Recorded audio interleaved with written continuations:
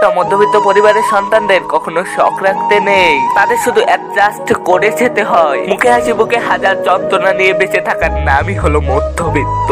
মধ্যবিত্ত মানে মুখে হাসি নিয়ে শত কষ্ট সহ্য করার পরেও বলতে পারা আমি ভালো আছি। দেখো, মধ্যবিত্ত হয়ে জন্ম নেওয়াটাই যেন মহা পাপ। পাপ নেই, তবুও যেন পাপের প্রায়শ্চিত্ত করতে করতে সারাটা জীবন কেটে যায়। একটি মধ্যবিত্ত পরিবারের ছেলে নিজের পায়ে দাঁড়ানোর আগেই তার ভালোবাসার মানুষটির বিয়ে হয়ে যায়। আমরা মধ্যবিত্ত বলেই জানি এই জীবনের মানেটা কি। দেখো, ভাব নেওয়াটা না আমার মানায় না, কারণ আমি মধ্যবিত্ত। মধ্যবিত্ত মানে পরিবারের সুখের জন্য নিজের ছোট ছোট স্বপ্নগুলোকেও বিসর্জন দেওয়া। মধ্যবিত্ত মানে ছেলেবেলা থেকে স্বপ্নগুলোকে এক এক করে মরতে দেখা।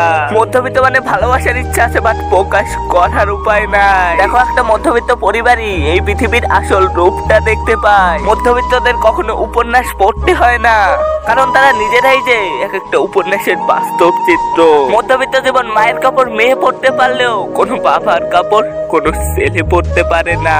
নিজের ইচ্ছাগুলোকে গলা টিপে মেরে জীবনটাকে প্রাধান্য দেওয়ার নামই হলো মধ্যবিত্ত।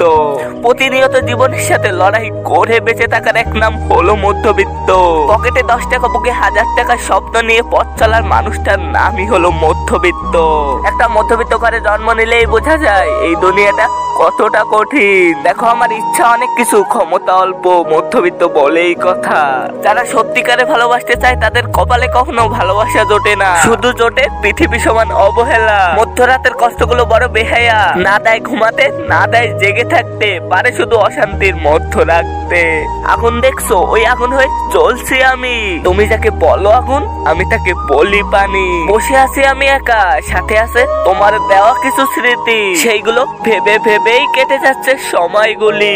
জীবনের সবচেয়ে পছন্দ জিনিসগুলো হয়তো অবৈধ আর নয়তো নিষিদ্ধ, হয়তো অনেক দামি আর নয়তো অন্য কারো। দেখো, তোমরা কখনো প্রেমে পড়ো না, ভালোবাসতে শিখো। কারণ প্রেমটা হয় দেহের, ভালোবাসাটা হয় হৃদয়ে। ইচ্ছাগুলো পূরণ হয় না বলে আমি মন খারাপ করি না, কারণ আমি ভুলে যাইনি আমি একটা মধ্যবিত্ত পরিবারের সন্তান। দেখো, মধ্যবিত্ত পরিবারের সন্তানগুলোর পকেট ভরা টাকা না থাকলেও না বুক ভরা স্বপ্ন ঠিকই আছে।